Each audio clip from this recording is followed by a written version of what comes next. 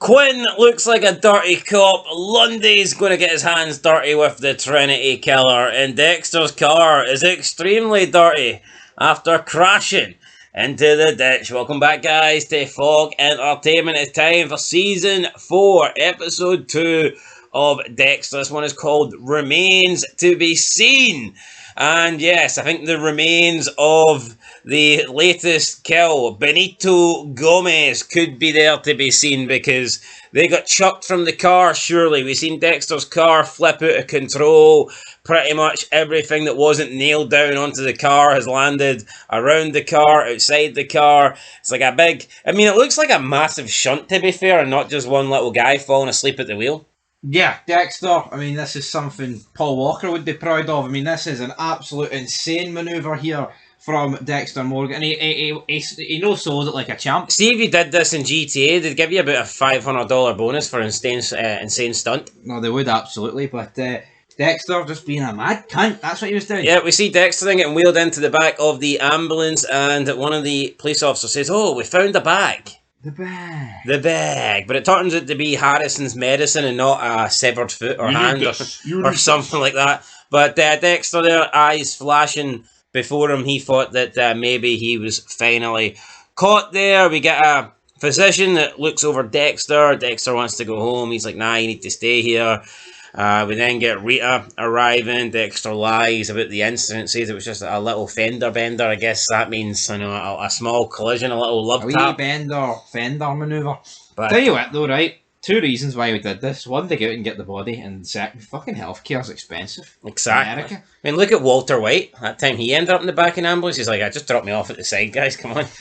No, America's fucked, man. It is. No, see, I mean, I think paying for healthcare's definitely got its benefits, but only if you actually got money. No, 100%. Rita the next day, though, is trying to press Dexter to take the day off work, but he refuses because he needs to get his car. He needs to get the remains of Benny, but Cody hugs Dexter, and I guess Cody's a little bit concerned that Dexter was in a bit of a car crash. Maria and Angel spend the night together. Angel tells Maria to wear her hair down because it's beautiful. On Dexter's way to work, though, on his way to the station, he is intercepted by Lundy, who wants to talk about the bathtub murder. And this is the last thing that Dexter needs, because he needs to get to the car. He needs to find the body parts of Benito Gomez. What he doesn't need is Lundy questioning him, Lundy wanting to pick his brain, Lundy wanting to use, in his own words, the best blood forensic he knows. Yeah. Not just in, I don't know, in Miami, or maybe in the whole of the USA. I think he said the whole USA. I think he pointed out the fact that here, I'm a lucky man because Trinity's came back here. And this is who you are, Dex. I think Lundy knows. I think Lundy knows that Dexter's a fucking mad bastard. He could, like, I mean, Lundy... Can I have a word? No! Can I have a word? Yes! Dexter just, like, finally giving up this episode. He's like, fuck it, I'll just give in to people. Lundy, I'm not letting you chase me across the car park, son. What do you have to lose? Big Lundy. Yeah, and I think Dexter, he wants to put as much distance between him and Lundy as possible, because, a smart guy, like, if you're a killer, then I think you want to stay away from people that catch killers, and that's what Lundy is. I like Lundy. He's the best killer catcher there is. I think Season 3 missed him. I think Lundy and Miguel could have had some good lines. Yeah, could have. Frankfurter would come out. You know what, man? People, is it any surprise Season 3 took a nosedive though when you lose Lundy? I mean, Brian Moser. Brian Moser. He was in Season 2, but it was a Miguel one-man army. Yeah, I like Miguel, but I feel like Miguel was really the only proper addition. Yeah, you got Quinn, but I think Quinn plays a more prominent role in future seasons. Doesn't really do much in Season 3. They kind of just ease him in. Well, he might be bad. He might do this. He might know this. Reality is, he was alright. And honestly, what was that whole story with that Asian woman, Miko or whatever? I've got dirt on him, and then she just drives off, and you never see her again. Anyway, there's quite a lot of dirt here on Dexter's hands, but he needs to... Harry. I like Harry, man. He's dressed as a traffic cop. This is like the first time you've seen me, Dex. I was wearing my hat. Yeah, so Dexter then gets to Ray's tow yard where his wrecked SUV was taken but he can't find any of the bags containing Benny's dismembered body, and he suspects that they must have come out during the crash. He does find his tools though, which I guess is better than nothing. But before he can do anything, he is called to the Fiskaya Reef Hotel, where the vacation murderer has struck a second time. So we've got another dead cop here, and Dexter has to go and check it out. He has to go check it out, and when he does check it out, tell you what, tired or no tired, night nurse fired into him or whatever, he finds a cactus. A wee prick. Yeah, he does. Finds a cactus with a wee prick of blood on it, and obviously this is just a wee loophole here for Dexter. This is a start. You give Dexter a smidgen of blood, and he'll find you pints. Absolutely. He'll find you liters. At the corner of his eye, He'll find you a killer. He finds Quinn stealing about a couple of $100, probably thousands actually. Yeah, well, I mean, I would have to assume these are large quantity of notes. I highly doubt this guy was keeping $1 bills in this plastic bag. I'd probably say it's about 5 G's easy. Now, to be fair to Quinn, I mean, he put half of it in. He put half of it away for forensics and kept the other half for himself. I mean, is there any crime? And then I guess you could argue some bills might have something on it and some they won't. So, I mean... There is a crime, obviously, here, but at the end of the day, it's a crime. Yeah, I know, but like, that's what I'm saying. Where does this actually go? See, when it goes into evidence, right, where does it then go for evidence? Why should the evidence people be the ones that get to steal the money? Well, that's it. Maybe Quinn's helping himself before the evidence. Lock-up people help themselves. I mean, Quinn's well paid, but see if you've got a chance to, get an easy couple of thousand, this is a fucking no-brainer. It is. Wonder the amount of crazy shit that goes into evidence that just gets taken. Well, I think it would get took before evidence, because then there's no trace yet. There's no proof well, it true, actually but is in his house. Yeah, but what about after a case is done? Where does the evidence stuff go? I need to know. I would need to find out. I don't need to know. Recycling bin. Anyway, Quinn, what's Dexter like? Fuck, you seen me? Now you got me, buddy. Yeah, Masuka is teasing Deborah because she's wearing new perfume with Lundy, Detective Lundy, Agent Lundy, returning. Maria holds up a newspaper. She's irate that the vacation murder has been splashed all over the front page, and Quinn admits to knowing the reporter who we got introduced to in season 1. So, I mean, it looks like it didn't take Quinn long to get into bed with Christine Hill, but it looks like he's been sharing some secrets, and he shouldn't be doing that. Well, she was in season 1? Episode 1. Oh, episode 1? Or season 4. Aye, well, I was about to say, I don't remember on season 1, but... And then Maria kind of just, I would say, throws Angel under the bus here and takes control of this case. Yeah, it just feels like a forced wee gimmick here. It's like, a wee bit of tension early in the relationship, which, it's a relationship I, quite frankly, don't give a damn. I don't. Later on, Batista's angry, and I mean, they kind of just, Batista's like, well, you know what, maybe we shouldn't be doing this, let's just go our separate ways or whatnot. And then he opens the curtains. Yeah, we've got... on Christmas Eve, and he's like, let's do it. So there's a pretty funny scene where they're having an argument and they're debating this, and Batista is closing the curtains, the blinds, and Maria's opening them, and you've got Masuka just watching on, thinking, what the fuck is going on in there? Blinds open, blinds closed, blinds open, blinds closed.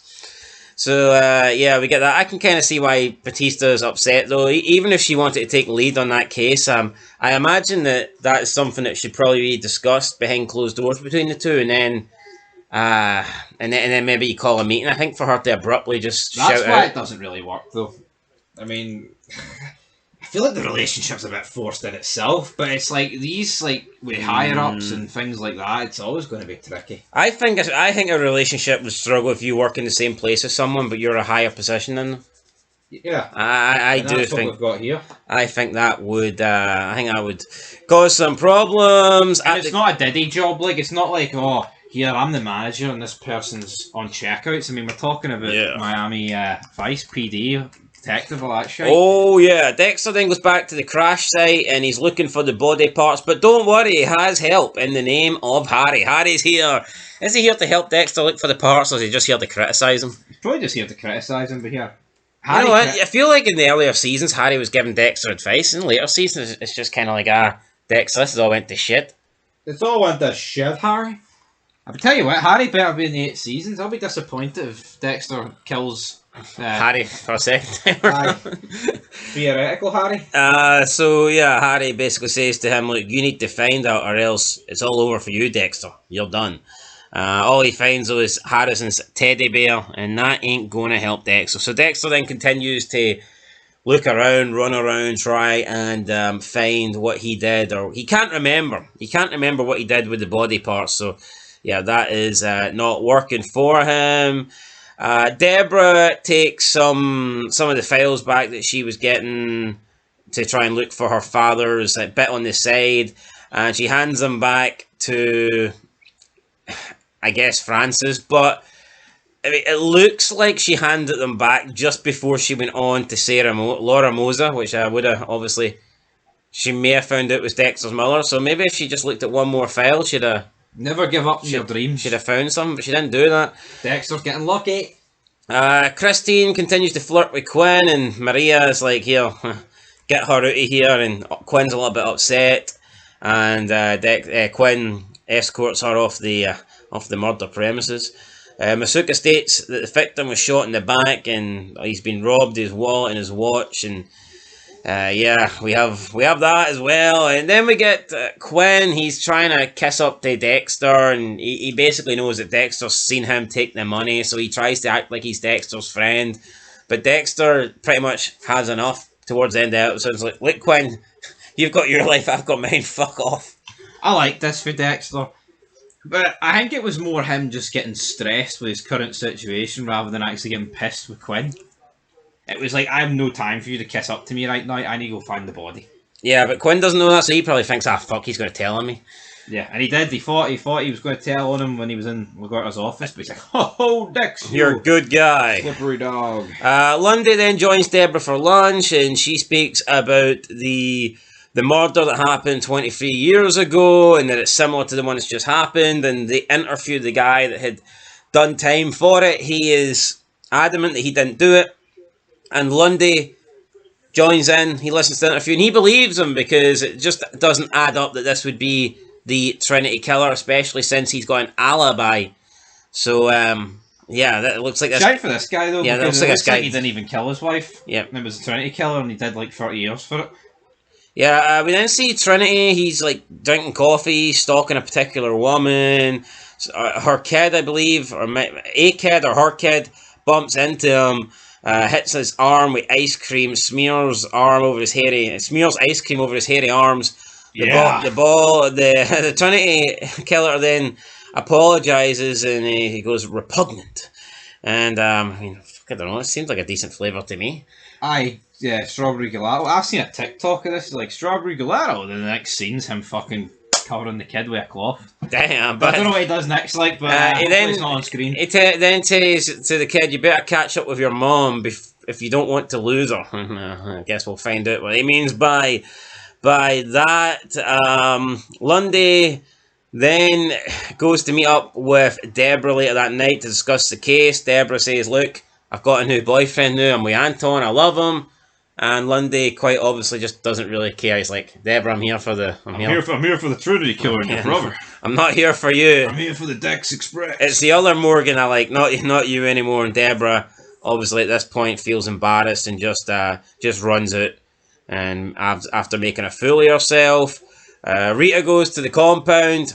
She realises how big the accident was, and I mean at this point sees how severe it was. And you know what? Maybe she'll stop getting Dexter to go on these late runs to get their baby Harrison, like whatever he needs. Like, I get it. Infection medicine. I mean, I get it. Like, a kid can need stuff, but I mean, if Dexter's got a really important job and he is working all day now, obviously he does some overtime at night, and she doesn't really know about that. But like, can't she just take the kid and go and get the medicine?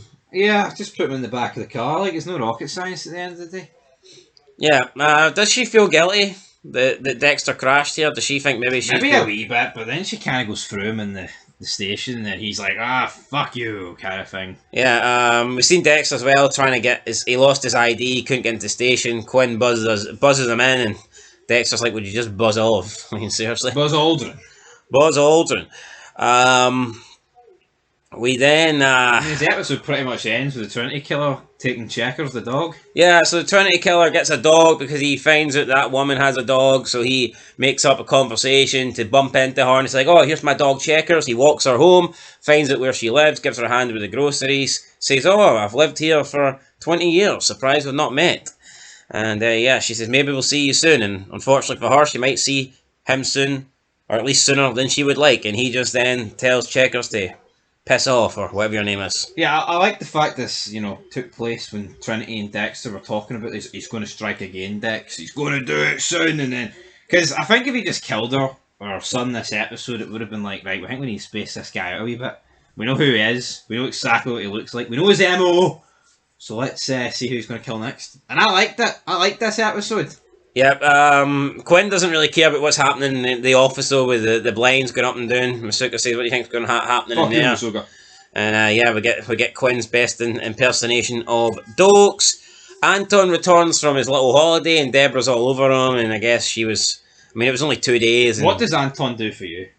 Absolutely nothing. No. Just seems like a, guy in there. I think the skin off his shoulder's more fucking interesting than him. Yeah, I don't know. I'll say it, he's more interesting than George Skinner. I'll give him that.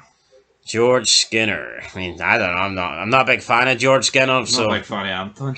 Dexter then goes back to the gym. He's looking, and he notices there's a spot of blood on the canvas, but he knows that he cleaned this up earlier. And Dexter, maybe he's been getting a little bit sloppy in later seasons, but he knows he's not this sloppy. He definitely cleaned this up earlier. Then he gets the idea to look above him, and he realizes that he has actually stuffed Benito Gomez inside a punching bag. That was a good idea for Dexter. No, Very solid. It was a good idea. Doesn't really help that there was a bit of blood leaking, but... Yeah, but no one's going to find... Well, I guess if they look at the trail of blood, but he's lucky it's a disused boxing gym. But then again, he wouldn't use a public one at the end of the day, would he? But he was struggling here, and he found it, and he gets rid of it. He sorts it out, and just in time. Yeah, Dexter then chucks all of Benito Gomez into the river. Exhausted, he manages to get home, lays in bed, he says finally some sleep. Harrison begins to cry, and we get a big fuck from Dexter. We don't normally get F-bombs with Dexter, but we got one here. And that was the end of the episode. And little trivia question here: does anybody know what Dexter's password is for his computer at work? Oh, is it not Harry Morgan or something? Just Harry. It's not a very strong password, is it, Dexter? Considering some of the things that you probably... Lowercase. Harry. I think it's all uppercase, but, come on. Deborah could guess this. Do you think Dexter... Dokes could have guessed this. Dexter must be deleting his browsing history every time he uses it, though. Nah, he must. Come on. That's... You'd think, considering Dexter's job, there would be a requirement to have, like, a 20-digit password or something. Fucking Harry. Harry? There's something about Harry. Anyway, that is it. So, time to rate the episode, I guess. I liked it. I'm torn between an 8 or a 7, but I feel like it's a 7.5, so you rate it, then I'll judge it. Ho ho ho! I'll give it a wee 7. I'll give it an 8, 7.5. 7.5 then. Remains to be seen, and it looks like the Trinity Killer is about to strike again. In episode 3, we'll have to wait and see. Anyway guys, that's it. We'll catch you in the next one, Bean Fog Entertainment. Leave a like, leave a comment, subscribe, and until next time, peace.